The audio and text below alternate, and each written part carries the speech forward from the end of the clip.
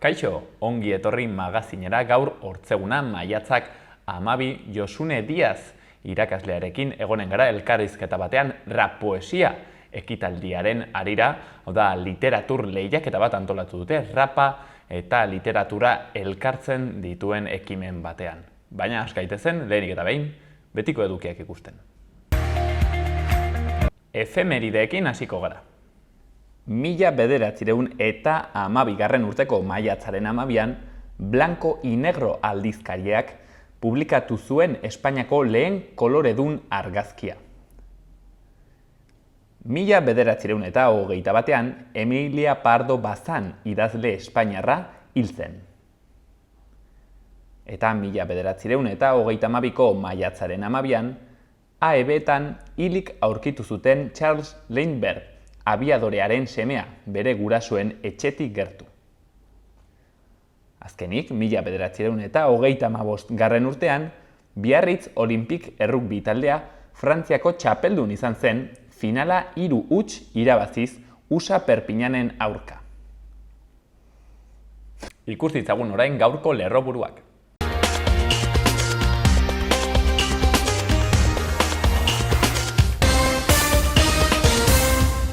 Arratsaldeon eta ongi etorri bertan berria albistegira. Gaur maiatzaren 12 da osteguna, hauek dira Iruña herriak eta Nafarroak utzitako albiste nagusienak. Haur eskoletako langilek 03 zikloaren batzordean gonbidatu gisa parte hartuko duten.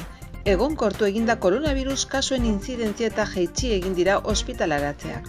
Nafarroko gobernuak maiatzaren 17an LGTBI fobiaren aurkako nazioarteko egunaren karietara adierazpen instituzionala onartu du. Nafarroko Inbertsio Institutua sortzea onartu du Nafarroko gobernuak. Lanbide heziketako 7 titulu berriren kurrikuluna onartu da. Bukatu dira Lezkairuko aurre eskolako lanak 2 isurkiko teilatuekin, zurezko egiturarekin, energia eraginkortasunarekin eta erdiko plaza baten inguruko barne espazio batekin. Oblatasko zubian konpoketak egitea aztertzen ari da Iruñako udala martxan jarri zenetik 25 urte igaro ondoren. San Ferminetan instalazio higieniko sanitarioak indartzen dituzten komuna jartzeko, zaintzeko eta mantentzeko kontratua esleitu da. Iruñako udaletxearen aurrealdea arrosaz eta morez argiztatuko da gaur, fibromalgia eta neke kronikoa duten personei laguntzeko. Ekaineko igerik eta ikastaro trinkoetan izen ematiko epea zabalik arantzadi kirolgunean. Alina Makishmenko gimnasta oi ukraniarra masterclass bat emango du gimnasia ritmoko munduko kopan. Kondestable Jauregiak amaren alabak kontzertua eskainiko dute Kondestable Jauregian datorren larunbatean maiatzaren 14an eguerdiko 12an.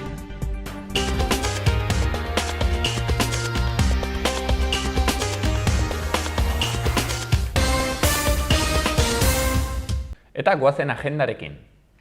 Gaur maiatzak 12 irrintzipeñan bertso afaria, Maialen Lujanbio eta Sustraiko lina egonen dira, 9etan.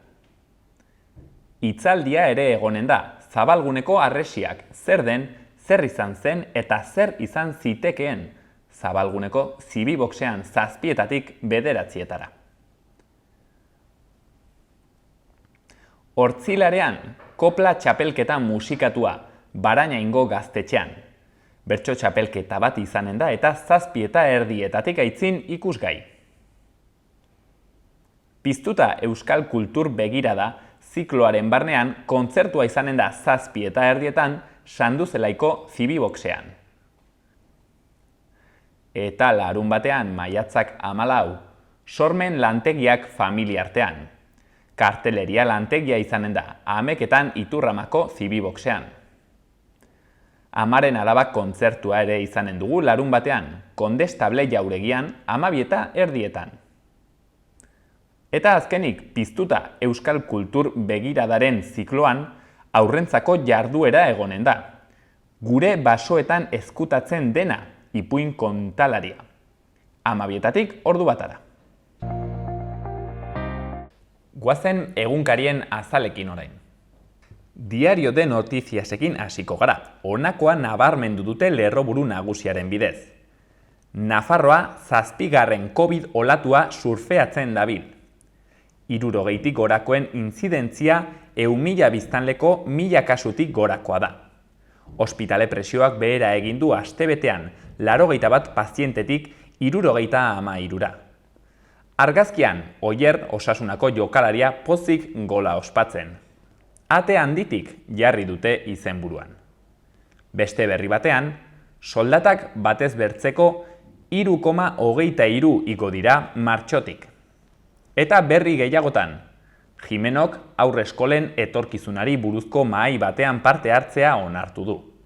Eta baita ere, gobernuak 16 urtetik aurrera gurasoen baimenik gabe abortatzea baimentzen duen legea onartuko du. Diario de Navarra. COVID kutsatzeek maila altuan jarraitzen dute Nafarroan, baina ospitalaratzeak jaitsi egin dira. Argazkian berriz, Oier Sanjurjo gola ospatzen. Bertze berri batean, PSN-ren batutak zuzenduko du inbertsio erakunde berria. Diotenez, gobernuak esan du ez duela talka egiten Geroa Baik zuzentzen duen Sodanarekin, eta inbertsioak adituen batzorde batek erabakiko dituela azpimarratu dute. Eta azken berri batean, Ewers Amerikarrak irabazi du Nafarroako txirrindularitzako klasikoa. Gara egunkarian, Sortuk Atristainen kasua doktrina gisa aplikatzea eskatu du. Xavier Atristainek jasan zuen inkomunikazio modalitatea sistematikoki aplikatu zen euskaldunak atxilotzerakoan, eta beraz, Estrasburgoko epaiaren ondoren dozenaka preso aske geratu beharko lirateke. Argazkian berriz, Palestinako gatazkan egoten diren kazetari batzuek gorpu bat eramaten dute. Izenburuan, sumindura Shiren Abu Akleh Israelgo ejerzitoaren heriotzaren aurrean.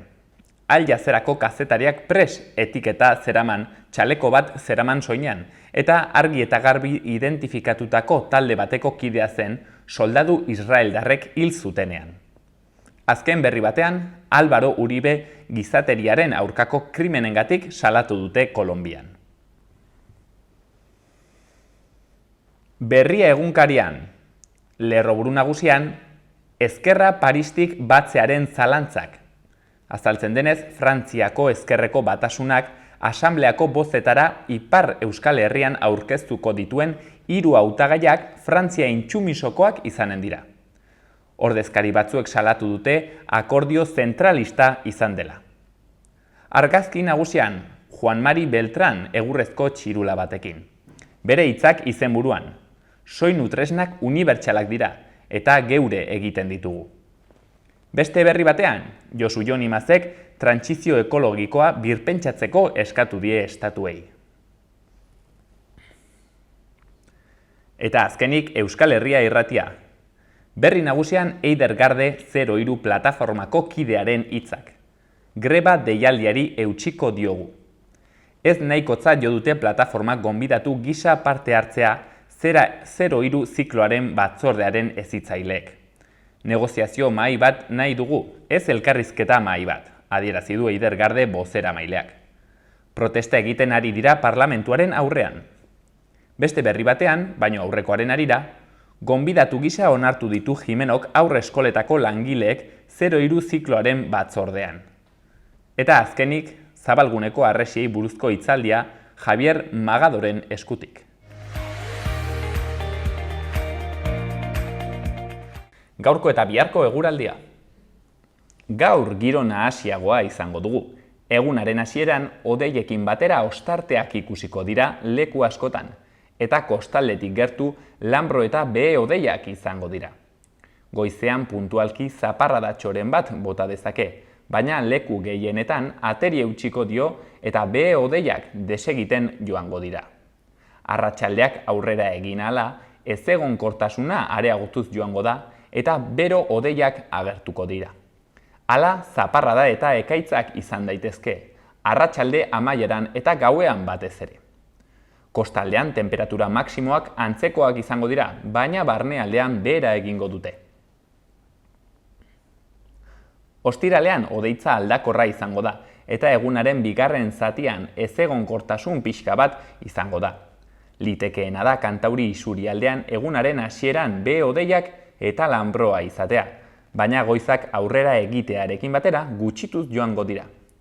Arratsalde hasierako giroa argiagoa izango da. Hegoaldean aldiz, giro eguzkitsua nagusituko da hasieratik, erdi mailako hodei eta goi hodei batzuekin.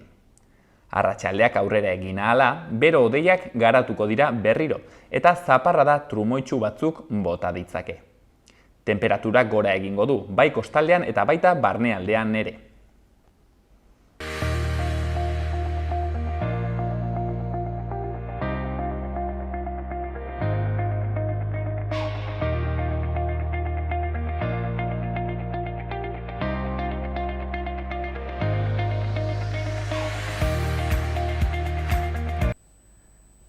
Bueno, eta arratsalde honetan magazinean Josune Diaz, Pedro de Atarrabia Institutoko, balioetiketako irakaslearekin gaude, hain zuzen ere, Nafarroako laugarren rap literario lehiaketa antolatu dutelako, eta horretaz pixka solasteko, arratsaldeon, Josune? Arratsaldeon. Ongi etorria magazinera, mil esker etortzeagatik.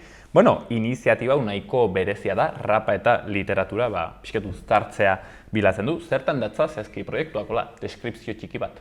Bueno, proiektu hau egin genuen pixkat ikastetxe batetan ikasten dugun literatura kalera ateratzeko eta baita kalean ikasi daiteken edozein eduki klasera sartzeko, ez? Eta azken finean konturatu ginen gure ikasleek kontsumitzen zutela poesia, baina konturatu gabe. Orduan behar bada egiten zuten abestien bitartez, eta orduan gure helburua izan zen rapa eta literatura eta ere gehiago poesia bateratzea. Hori da interesgarria, ez? Arraten zenuen azkenean, uste dugu ez dugula poesiarik irakurtzen, baina gero rapa azkenean poesia da, leheno kamaratik kanporraten genuena bertsolaritza, baita ere ez, dugu hor poesia. Bai, behar bada poesia iruditzen zaigu oso urruna den zerbait, eta ez gara konturatzen beste formatutan bai kontsumitzen dugula. Eta ia egunero bertsolaritza, edo edozein abestitan. Eta adibidez, hor sartzen direz, errimaren garrantzia, metrikarena, hori irakurtzen dugunean Matxadoren testu batean ikasleia egiten zaigu pixket aspergarria, ez? Baina gero, raparen kasuan, behar duzunean sartuen el bombo klap erraten diren, ez? Orduan lantzen dugu metrikaren kontu guztia. Bai, eta behar bada hor dago proiektu honen potentzialitatea, ez? Ikusten dituzunean ikasleak batean metrika kontutan hartzen, edo silabak zenbatzen, eta esate duzu, begira, ari dira poesia egiten, baina konturatu gabe. Eta bai. Orduan trukoa hezkuntzan, Josune, da egitea gauza konturatu gabe, ez? Bai, esan duke baietz. Haiek konturatu gabe lan gehiegi egiten ari direla. Begira, azkenean 2018-2019, ez? Hasi zineten proiektu honekin, gero pandemia etorri da. Honek, etzizuen eragotzi, etzizuen oztopatu egiteko, baina, segurazki testu ingurua etzen berdina, eta edizio honetan etortzen zineten, espektatiba onditzekin, gogo onditzekin, egin duzu, hain zuzen ere, edizioa. Ze sentsazio zer moduzkoa izan zen? Nik uste dut, denon gogoa genuela berriro jendartean egoteko, antzerkitara, edo zinemara, edo kontzertutara joateko, eta hau dena nabaritu egin da. Adibidez, 2008ko lehenengo edizio horretan, nik ez nuen parte hartu, beste irakasle batzuk zeuden, baina bai Pedro de Atarrabiara iritsi nintzenean, etorri ziren iazko irakasle horiek eta kontatu ziguten proiektua eta eman ziguten horren berri, eta orduan oso gogotsu bigarren edizioari ekin genion. Eta hori iritsi zen pandemia. Orduan, egindako lan guztia geratu zen batean, ez dakit inun. Eta eske berez, raperoak etorri ziren, grabatu genuen, baina ezin izan genuen ospatu. Orduan, sensazio hori geratu zitzaiguna, ez da berdina publikoari erakustea edo webgune batean jartzea, ez genuen feedbackik. Orduan, hori dena behar genuen. Eta aurten izan da hori kalera ateratzeko edizioa. Eta orduan, oso polita izan da, motivazioa izan dugu, eta aurten bai esan dezaket izan dela, ez dakit, 10ko esperientzia. Ze ona. Non egin zenuten, hain zuzen ere ospakizun hau, lehiaketa hau? Ospatu dugu Gaiarren, ze lehenengo urte izan zen Atarrabiako kulturetxean, beti egon direla oso prest guri laguntzeko, baina aurten txikia geratu zitzaigun. Behar bada, 3 iztu dugu ikasleen kopurua, orduan Gaiarre behar genuen. Ez dakit, badakizuen zenbat jende parte hartu duen, zenbat jende joan zen? Bai, parte hartu dugu 10 ikastetxek, eta guztira gutxi gora bera 600 ikasle. irakasleak ere izango ginen 50 edo. Ostra, bada jendeketa bat erraten dena. Bai. Ez dakit publikoak ideia bat egiteko, zer nolako ikuskizuna izan zen, zer gauzak egon ziren hor eszenatokian? Ekitaldiaren helburua da kurso osoan sortu ditugun produktuak ikustea, denon artean, aurkeztea. Baina ez dugu egiten, klasean egiten dugun bezala, ez? Zuk aurkezpen bat egin eta irakasleok hor nota bat jartzen. Ez, ematen diogu festa giroa. Orduan, aurten sortu ditugu ikastetxe guztiok, hitz egin gabe, baina ez dakit zergatik ia guztiok sortu ditugu bideoklipak. Eta eraman ditugu 30 bideoklip, jarri ditugu han, baina aspergarria ez izateko txertatu ditugu baita ere aktuazio batzuk, egon da break dantzariak, Nafarroako poetry slam ikuskizuna, soul abeslari bat, azkenean festa bat da. Ez dakit, Josune, anekdotarik edo horrekin gelditu zineten, edo irudi batekin gelditu zinen zu, zerbait buruan? Ni anekdota bat etortzen zait, eta da, irakasleok egiten dugu formakuntza, egin baino bestela, arriskutsua izan daiteke. Eta formakuntzan lehen egunean, raperoek esan ziguten, irakasleek ez rapeatu, ez duzuelako flowrik.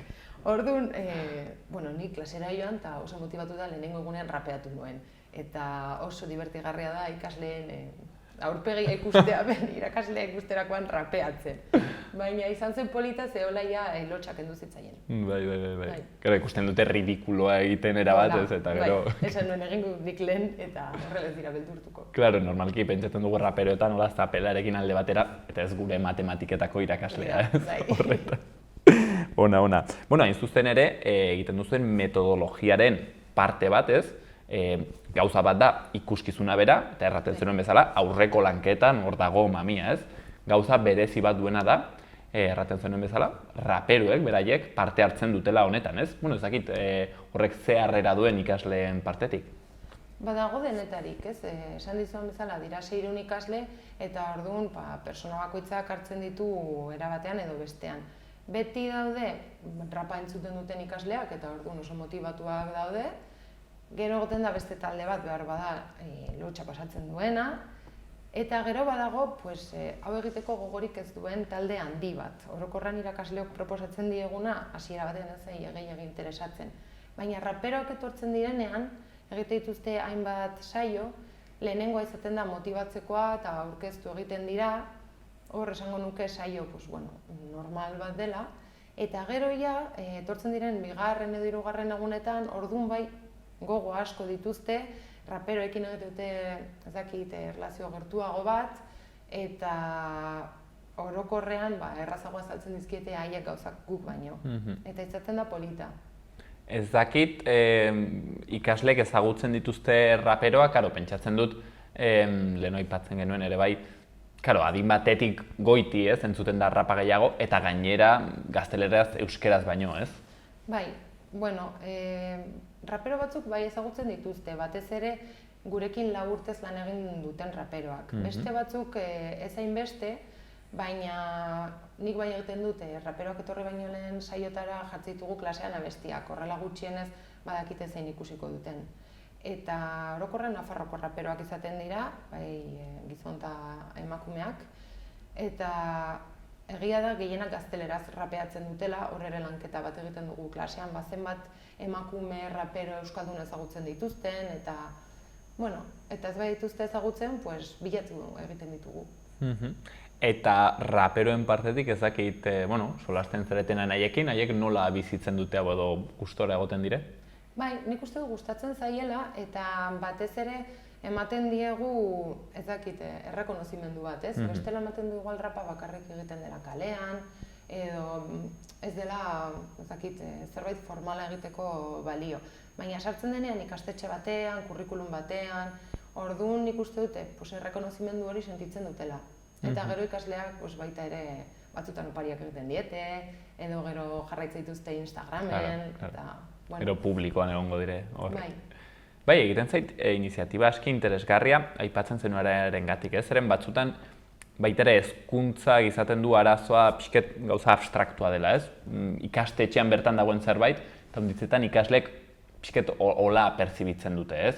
Bueno, joaten zara eskolara, hor ikasten dituzu gauza klasean, eta gero dago mundu erreala, ez? Bai. Eta hemen, zuk erraten zenuena, egiten da gauza kuriosoa, rapa, kalean egiten den zerbait, derrepente, balio du hezkuntzarako, ez? Balioak erakusteko. Bai, nik esango nuke hori dela proiektu honek daukan gauzarik interesgarriena eta garrantzitsuena. Dela konektatzen duela guk ikasten duguna bizitza errealarekin. Ze bestela geratzen da klasean, liburuan eta hortik ez ateratzen. Orduan ikasleak konturatu egiten dira klasean ikasten dutena balio duela gero bizitzarako. Eta aldrebes, bizitzan ikasten duzuna, gero transmititu dezakezu baita ere esparru akademiko batetik. Eta zentzu horretan proiektu honek potentzialitatea handia du. Gero ez dakit Josune zehazki hau kurrikulumean nola txertatzen den, erran nahi dut. Balio du honek ikasteko, ez dakit, Machado hobe ezagutzeko, erran nahi dut. Nola egiten diren lotura horiek, testuetan eman behar diren edukiak lotzeko proiektu honekin.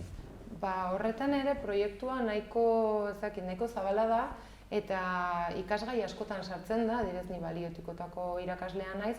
Orduan kurrikulumean erraz txertatzen dut, rapean ere orokorrean aldarrikapen potenteak agertzen dira, eta hor edozein gairekin lotu ezakezu, eskubideak aldarrikatu egiten dira, edo feminismoa, berdintasuna, hori nire esparrutik, ez? Baina gazteleratik edo literaturatik ere erraz lotzen dute, zuk esaten duzu igual Machado ikasteko nola erabili, ez?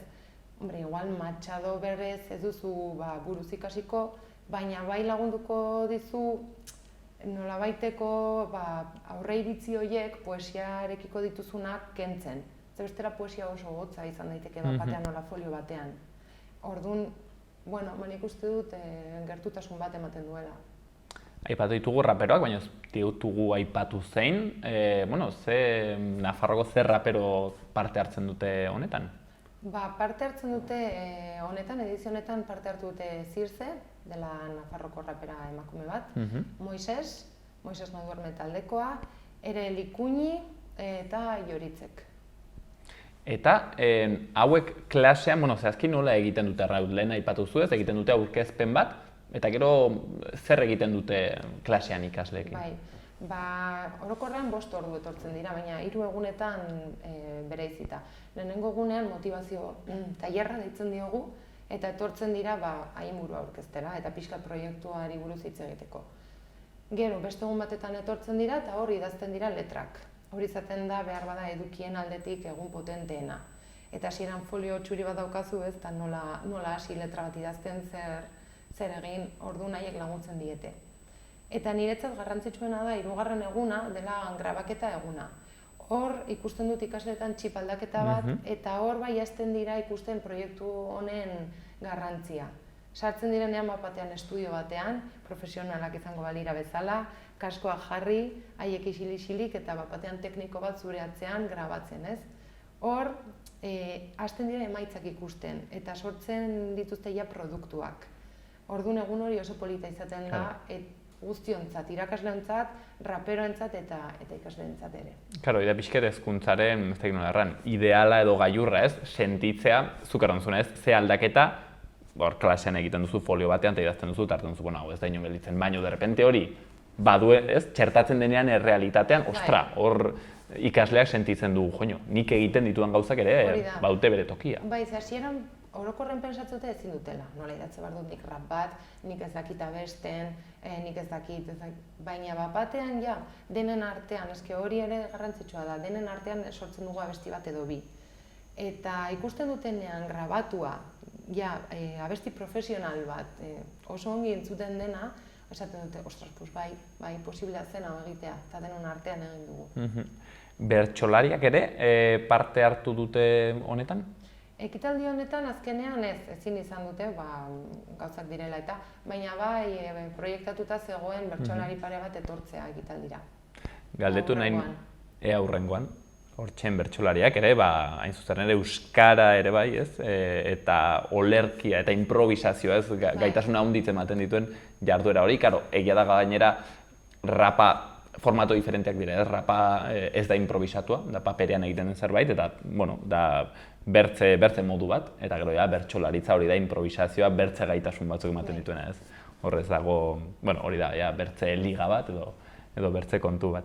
Ez dakit, Josune, leheno geratu zaigu hor pixket interoan, aipatu duzu gainera balio etikoetan egiten duzu lan, zure irakaskuntzan.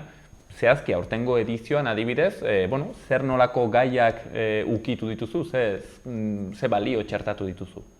Bai, ekitaldian ikusi dugun gai askoren artean asko agertu da aurten Ukrainiako gerrako gaia, adibidez.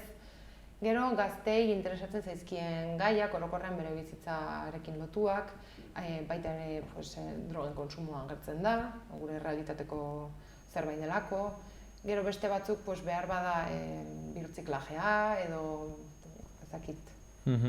Eta baita ere desgaitasunarekiko daukagun ikuspuntua, gaiak oso anitzak dira. Eta hori da, ez, gaztei ukitzen dienak, eta gainera emanez espazio bat beraiek ere espresatzeko. Horren aritik, Josune, galdetu nahi nizun ere, ze balio duen, zuen ustez, literaturak guztionetan, zu gainera humanitateak ikasi zenituen, ez? Eta jende handitzek pentsatuko du, raparean eta ongi dago, ez dakit ez, ikasleak divertitzeko, baina egiazki balio duten gauzak dira matematika eta ingenieritza eta holako gauzak, ez? Zure ustez, ze balio du literaturari tokia ematea hezkuntzan?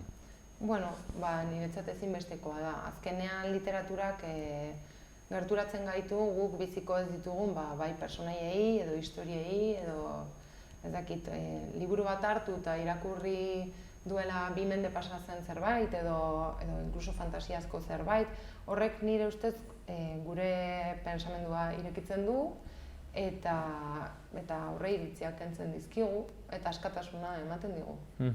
Eta bertze kontuetako bat gainera, orain aipatzen zenuenaren aritik emozioak, ez? Zeren gainera hezkuntzan hor nik uste badagoela nahiko hutsune gure hezkuntza sisteman, eta da emozioen kontua ez da ukitzen, ez da lantzen, eta gaur egun gazteetan arazo zentral bat da, ez? Osasun mentalarekin zer ikusi duten arazoak, edo suizidio tasa ikaragarriak daudenarena, ez? Eta, literaturak ematen du aukera ere bai guzti hori espresatzeko, ezta? Bai, aipatu duzuna super sakona da. Gainera pandemia bat pasa ondoren, nik uste dut oraindik ez dugula lanketa bat egin gure osasun mentalari buruz eta hori nola eramaten dugun eskoletara. Eta gure ikasleek sufritu dute pandemia hori, egon dira batean etxean haiek bakarrik hezkuntzari aurre egiten haiek bakarrik pantaila batean. Eta horretan, emozioak transmititzeko oso era polita izaten da poesia. Baina, poesia beti iruditzen zaigu zerbait urruna edo batzutan pixkat kursia izan daitekeela. Orduan, hemen daukagu esparru bat lan handia egiteko. Bai, idatzi baino lehen ateratzen dituzten emozio guztiak, edo emozio horiek nola transmititu paper batean, edo nola transmititu 600 personen aurrean, ez? Ekitaldian entzun genituen abesti asko, edo esperientzia asko horrekin lotuak zeuden. Gazte asko azkenean badute realitate bat batzutan ahaztu egiten zaiguna. Zuk ikuste duzu ikasle bat horrexeria aulkian eta mailan, baina bere atzean dakarrena batzutan fuertea da. Eta erraten genuen bezala, normalki horri hainbertze hain kurrikulum estuan eta hain denbora markatuetan ez da egoten, ez? Tokirik gauza hauek lantzeko hezkuntzan. Ez da egoten ez tokirik, ez da denborarik eta batzutan ez da gaitasunik. Horretan sartzeko ere formakuntza bat behar dugu irakasleok. Eta guk ere gure burua pixkat begiratu behar dugu. Baina bestela dira 6 ordu eta bakoitza bere etxera. Orduan hau bazen oso aukera polita, hori transmititzeko. Eta erraten zenuena, gainera, handizetan irakasleetatik dator, ez? Azkenean, irakaslea handitzentzat ere, badire garrantzizko materiak, ez? Eta, hemen ez du ikusteko pertsona hori, ez? Nola bizi den edo, baizik eta ikasle ona den edo txarra den, ez? Hau ikusten handizetan irakasleetan. Claro, gero nota bat jarri behar dugunez, askotan beste hori ezin dugu baloratu. Baina, hemen eman diegu aukera, haien esperientziak kontatzeko, eta, baita ere prekupatzen diena kontatzeko. Nire iduritzen zait, baduela horrek bere balioa.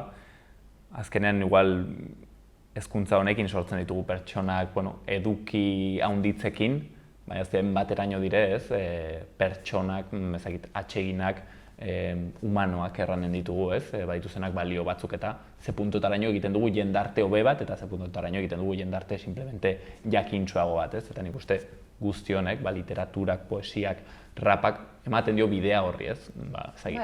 Hurbiltzeko pertsonen artean, ez? Bai, eta hori ikasle eta irakasleen artean hurbiltzeko, ikasleek oso argi ikusi dute irakasleok pasa dugun urduritasuna proiektu hau egiten, edo gero Gaiarren denean, adibidez, ateratzen zen ikasle bat eta konfunditu egiten zen abesten, eta gainontzeko txalotu egiten zuten. Zolako esperientziak ere balio dute, eta ez dakite, humanizatu egiten gaituzte. Bestela, empatia zaila da, lantzen. Eta hitzetan urteetara, hoi da oroitarazten zuna, ez? Ikasle bizitza pasatuta gero, ez dakite arrokarratu bat igual etzara oroituko, baina eszenatokian egon zineneko egun hori oroitzen zara. Jaso zegituzten txaloak, eta ondoan zenuena zer esaten zuen, eta nire ustez hori geratuko zaie. Josune, hortan utziko dugu, ez dakit, hasiko zarete gainera prestatzen ere hurrengo urtekoa, edo hori ja hurrengo kursoan, ez? Edo nola eta kontu hau. Ez dakit, baina nik uste aprobetxatu behar dugula orain daukagun motivazioa berriro apuntatzeko, eta hemendik ere beste irakasleak animatzen ditugu parte hartzera, eta bosgarrena antolatuko dugu.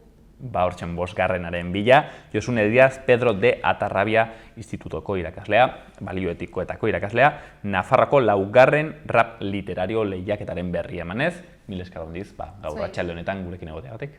Eskerrik asko.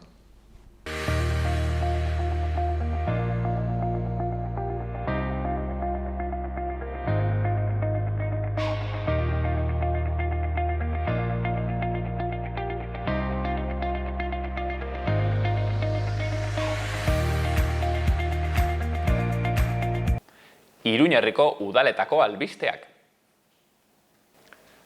Barainainera etorri da berriro Otakudei, maiatzaren 28an larunbatean 11:30 ordu 2etara eta 8:00 9:00 izango da. Bideo jokoen txapelketa, manga eta gauza gehiago ere egonen dira egun horretan. Barainaingo kultur etxeak antzerki tailerra eginen du, mucho ruido y pocas nueces izenean. Horretaz gain, maiatzaren 17an LGTBI fobiaren aurkako nazioarteko eguna dela eta Barainaingo ludotekak jarduera pare bat antolatu ditu, ginkana eta eskulana. Eta ikastetxeetako elikadurarako diru laguntzak emanen ditu Barainaingo udalak. Eta Iruñean Lezkairuko aurreskolako obrak amaitu dira, 2 isuriko teilatuarekin, zurezko egiturarekin, energia eraginkortasunarekin eta erdiko plaza batean inguruko barne espazioarekin. Obrak 17 hilabetez egin dira, 3,7 milioi eurotik gorako aurrekontuarekin. Eta Iruñeko udaletxearen aurrealdea arrosaz eta morez argiztatuko da bihar, fibromalgia eta neke kronikoa duten pertsonen omenez. Maiatzaren 12an gaixotasun horien munduko eguna ospatzen da, eta biztanleriaren 3-7 eragiten die. Oblasteko zubian konponketak egitea aztertzen ari da udala, martxan jarri zenetik 25 urte igaro ondoren. Azpiegitura horren zati metaliko batzuen korrosioa dagoenez, komeni da mantentzen lanak egitea. Eta Iruñako udalak Legetronic Babers taldeko kide guztiak agurtu ditu, First Lego Ligeko munduko garaile izateagatik. Taldeak 106 aurkari izan zituen gazteen artean, zientziarekiko eta teknologiarekiko interesa sustatu nahi duen nazioarteko robotikako lehiaketa horretan.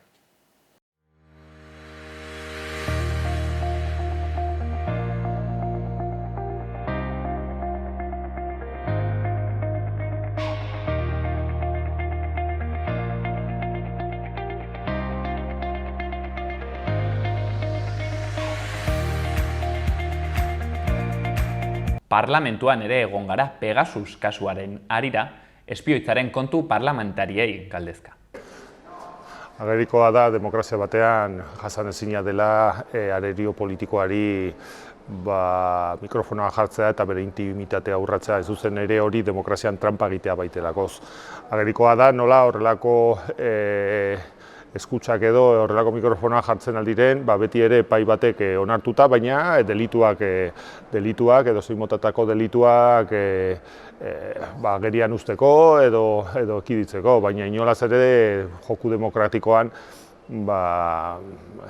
benefizio bat edo privilegio bat izateko. Gogoratu behar dugu nola, eta ez da eredugarria Ameriketako demokrazia, nola 50 urte baino gehiago Nixoni harrapatu zioten nola entzuten ari zitzaion bere arerio politikoari eta bertan bera dimititu behar izan zuen jarraian, Watergate kasu horretan, eta hortaz, hemen Espainiako demokraziaren ahuldadea adierazten ari da nola inkluso epaiek onartu egin dute eta baita ere estatuko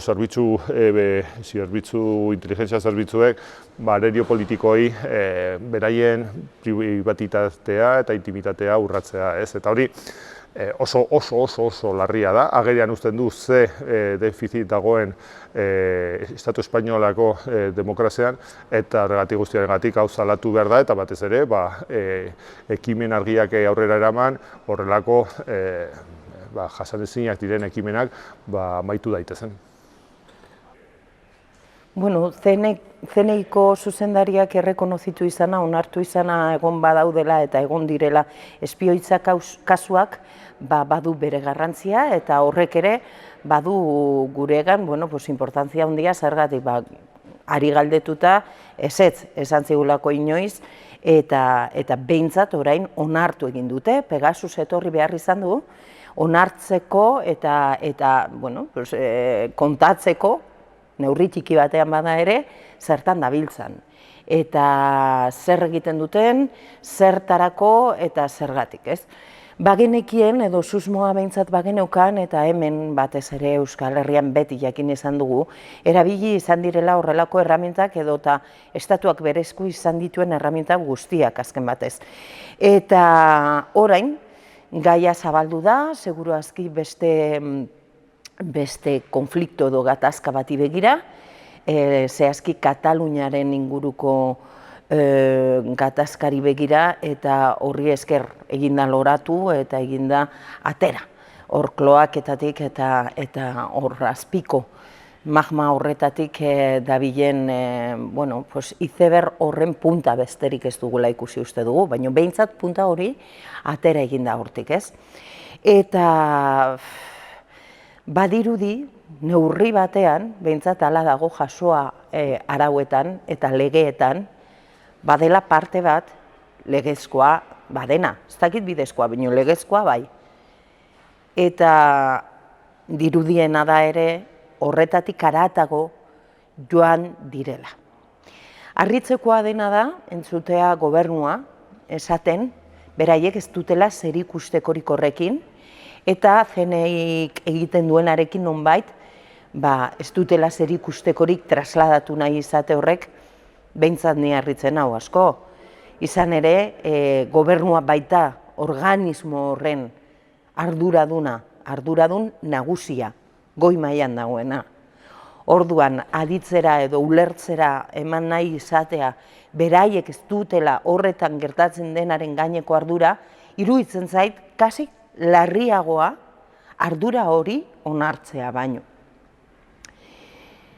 Beldurra ematen du pentsatzeak horrelako organo batek, CNI bezalako organo batek, bizitza propioa baduela, autonomoa dela erabat, eta inongo kontroli gabe ibiltzen dela. Hortaz, jendarteari begira, iruditzen zait, kezkagarriagoa akaso hori. Demokraziari begira kezkagarria oso, ikustea estatu bat gaidena erabiltzeko bere eskura errepikatu nahi dut hori dituen erraminta guztiak.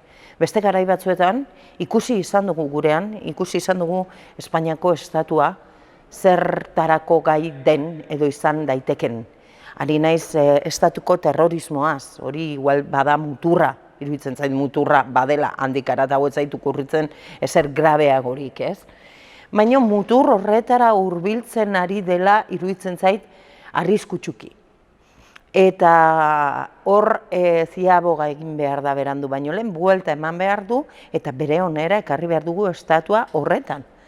Eta argi gera dadila, ez dela bide bat, eta horrelako espioitzak baliatzea bentajismo politikoa edukitzeko hainbat gaiatan, eta estatuak bere poderea erabiltzea hortarako, interes partidistetarako azken batez, kezkagarria, baino kezkagarriagoa da. Eta horren kontra gaude eta ez dugu lertzen beste modurik, horri kontra egin behar zaio. Agerian gelditu dira horrelako eskutzak eta horrelako gauzak ez Estatu Espainolak edo Espainiako gobernuak iragarri dituelako, baizik eta kazetari batzuk Londresen iragarri egin dituztelako eta hainbat eta Estatu Batuetan iragarri dituztelako. Hau da, Estatu Espainolak bazekien horrelako Pegasus eta horrelako mikrofonoak eta intimitatea urratzen ari zirela, baina agerian uzten da nola sistematikoki erabilia izan den, eta noren aurka, zuzen ere, independentismoaren aurka, hain zuzen ere, eta bertzaletasunaren aurka. Konturatu behar gara eta jakin behar dugu nola hemen baita ere Euskal Herrian horrelako telefonak pintzatzea eta gertatu izan zen, lehendakari Garaikoetxeari baita ere bere alderdiak berak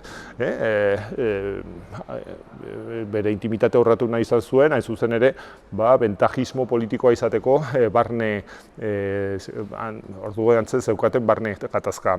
Hortaz tentazioa estatuak eta potereak daukatenek tentazioa izaten aldute horrelako informazioa jasotzeko, baina ez da onargarria, ez da etikoa, ez du demokraziaren joku garbia inolaz ere sustengatzen, eta horregatik guztiagatik guk uste dugu agerian gelditzen dela estatuak berez badaukala defizit struktural demokratiko oso sakona, eta hau aldatzeko berez Estatu Espainola sakonki eta strukturalki aldatu behar dela, ala bestela ere, guk plantatzen duguna, gure erabakitze eskubidea errespetatu eta estatu horretatik gelditu horrela nahi duelakoz, edo nahi izan ahal duelakoz gure biztanlegoaren gehiengo batek.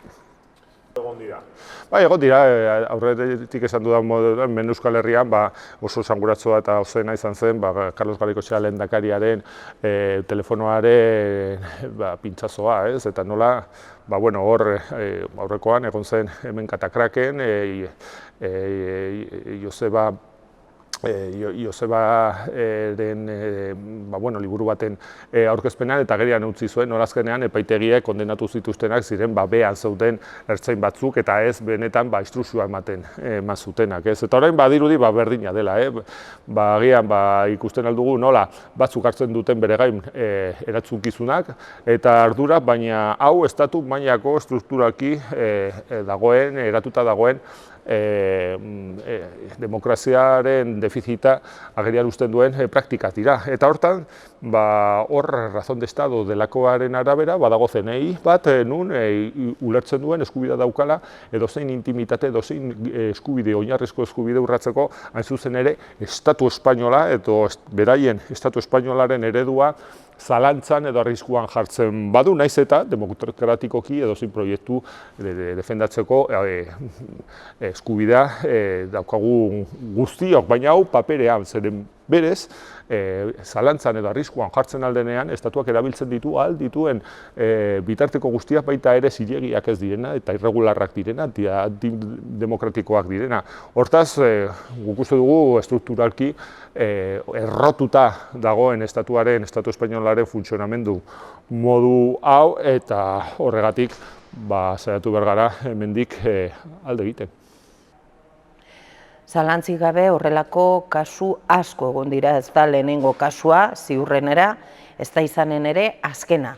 Izan ere jakin badakigu eta hemen gainera ongi aski dakigu horrelako bideak eta horrelako tresnak erabili izan direla beste garai batzuetan ere bai, eta asmo berdintsuarekin. Gure aburuz, sekula ezin da helburu bat justifikatzeko edozein bidea jorratu. hori salatu egin dugu, bakearen bidean urtetan eta urtetan lanean aritu garenok, terrorismoaren aurrean esaterako, etaren terrorismoaren aurrean esaterako. Zinondik ere, helburuak ez du justifikatzen hori lortzeko bidea. Eta ezin da edozein bide erabili, are gehiago estatua bazara, estatuak baitu gure gan, guztiongan ardura goren bat, ez? Edo hala beharko luke. Orduan egiten dela, jakin badakigu, jakin izan dugu. Orain ari dira, pedagogia egin nahian eta saldu nahian guri, jendarteari, nola badiren espioitza mota ezberdinak. Ba omen dago bat legitimoa eta beste bat ez horren legitimoa. Eta ba omen dago bat, baimendua eta beste batzuk baimenik gabekoak. Hemen nire iritzia da, baina iruditu zait, ikusi dugula el cazador cazado, ez?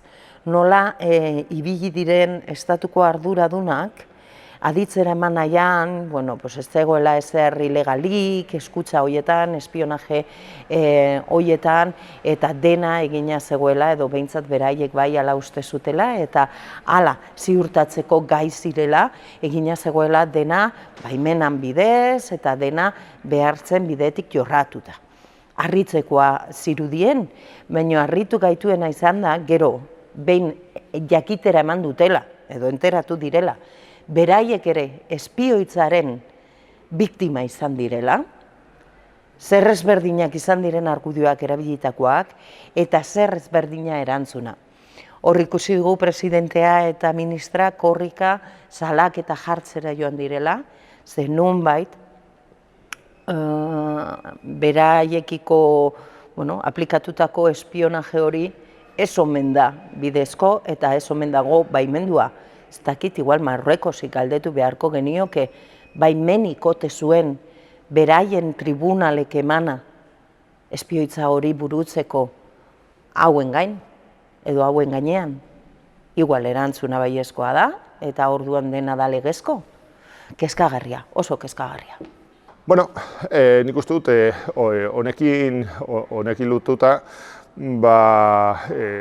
kontutan izan behar dugu nola frankismo garaian eta hor transizio deituriko horretan oraindikan sekretu ofizialen legea dela eta ezin diren iragarri, ezin diren publikoak egin hainbat eta hainbat txosten nun agerian eta utziko duten ez gertatu zen hainbat transizio horren hainbat episodiotan eta zein izan zen estatuak eta bere poliziak izan zituen ardurak eta paperak eta hartutako erabaki guztiak horiek itzalean daude.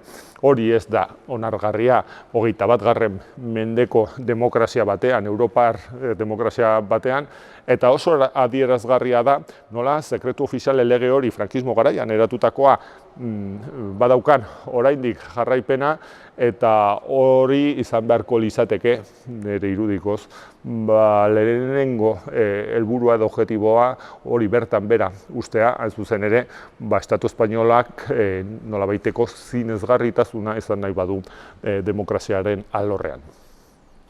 Ez horregatik.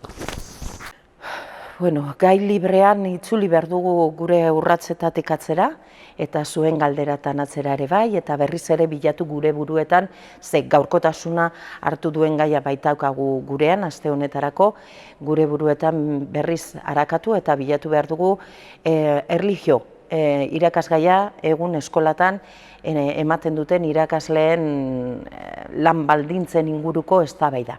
Izan ere, ostegunean, osoko bilkuran, berriz ere, izango baitugu lege hori tratatzeko aukera. Legea, lege proposamen bat da, eta Navarra Sumak egindako lege proposamenara. Guk onartu genuen tramitera, eta momentura arte, ez baitugu bestelako argudiorik kontrakorik pentsatzeko, uste dugu bertan eskatzen dena bidezkoa dela. Iruditzen zaigu, bertan jasotzen dena, langileek beraiek egindako proposamen bat dela, eta proposamen horren aldekoa gara. Diot hau, gu ere, proposamen hori bera, ekarri genuen onera, beste momentu batean, beste lege baten baitan, zuzenketa moduan. Hor jasotzen dena, bidezkoa iruditzen zaigu. Iruditzen zaigu langile hauek, badirela, batzuen kasuan 30 urte baino gehiago ere badutela, administraziorako lanean hemen, ez dira sartu berriak, badituzte gehienak ere bai, 15 urtetik gorako lan harremana hezkuntza departamentuarekin, batzuek esan bezala 30 urte baino gehiagokoa. Badira kontratatu laboral indefinidoak. Hau da, tratatuko den legeak ez du bilatzen finkatzea personal hori, ja finkatua dago. Bilatzen dena da ez ustutzea duten kontratua. Eta nahiz eta agerikoa denez, erlijio ikasgaiaren orduak murriztuko diren, eta gu horren aldekoak garen, uste dugu langile horiek, honezkero badituztela eskubide batzuk, eta horiek errekonozitu egin behar direla. Eta ez bada erlijio irakasgaia emateko, bada arauan bertan jasoa, zer bestelako lanak egin ditzaketen zentroetan, atsedenaldietan begirale ibili, liburutegietan ibili, koordinatzaile lanetan ibili hainbat programatan, egun berez egiten dituzten horietako koordinazio lan horiek egiten jarraitu eta bar. Orduan, iruditzen zaigu, ongi murriztua dagola erlijio ikasgaia, baina horrek ezin dezakela ekarri pertsonal honen ustiaketa. Ez pertsonalarena, baizik eta euren kontratuen ustiaketa. Kontrato indefinidoak dira, hori esan dugu, eta karo, antza ez dituzte kaleratuko. Ez baita erraza, eta hor indemnizazioa eman beharko lieketelako, eta bar. Baina, antza ere bai, egingo dietena da, murriztu minimora. Eta gertaliteke, gelditzea asko, hilean 200, 500, 400 euroko soldata batekin, ez? Orduan, iruditzen zaigu egin daitekela moldatu, zentroek badituztela beharrak, eta zentroetan lanean ari diren irakaslek ere bai badituztela beharrak, eta laguntza moduan, egin dezaketela lan importantea egun arte egiten dutenaren parekoa, eta azken batez indefinidoak direla. Bestelako kontratatu batzuk dira, ez dira funtzionarioak, orduan ezin da inondik ere konparatu interinoen egoerarekin. Diot, ze ari dira konparatu nahian, eta ez dago konparatzerik, ez dago alderatzerik izan ere oso baldintza ezberdinetan dauden langileak dira. Azken urtetan maiz hitz egin da, beraiek ere bai hemen izan zuten aukera parlamentuan, langileek adierazteko ongiazki nola dagoen rebarematua eta dena ordenatua eta zerrendak nola dauden rebisatuak 2007 geroztik eta nola dauden lanean bete beharreko baldintza guztiak betetzen dituztela. Denak ere bai irakasleak dira eta berdintasun eta merituen araberako zerrenda batean daude jasoak. Aipatu izan da, arzobispoak bidaltzen dituela. Inoiz bidali baditu arzobispauak, bada ere bai, han ematen zaielako agiria, horrelako ikasgai bat inpartitu ahal izateko, hizkuntza eskolak C bata ematen duen bezala. Bada, eta hala dago jasoa, foru agindu bat, non ederki asko agertzen den, personal honetarako deialdiak egin daitezkeela administraziotik, egin ditzatela. Administrazioak ez baditu zuzenean kontratatzen, bada nahi ez duelako. Orduan kontseilariak badu aukera. Arzobispauak induen harreman hori behingoz mozteko, eta horrela dago jasoa, ez du sikiera agindu forala egin behar, jasoa dago aplikatu dezala. Baina ez da inbeste kontratatzeari begira, baizik eta jada kontratatuak dauden hoien mantentzeari begira neurria. Ez da inor fijatu nahi denik, fijoak dira. Eta badira, horrelako inprezizio eta argudio interesatu asko tartean oso sektarioak eta oso klasistak gainera. Iruditzen zaitu simpleagoa dela gaia, egin behar dela separatu erlijioatik beraretik eta gauza bat dela erlijio ikasgaia, gu argia gara horretan, geroa baik proposatu du erlijioa behingoz ikastetxetatik ateratzea, ez murriztea 2 ordutik ordu batera baizik eta ateratzea behingoz. Eta iruditzen zaigu hori egiten ez den bitartean, legea argia dela eta eskaini behar dela erlijioa. Eskaintze horretan egin behar da dagoen personalaren aldeko apustua, iruditzen zaigu guri. Eskerrik asko, Maria. Zuri.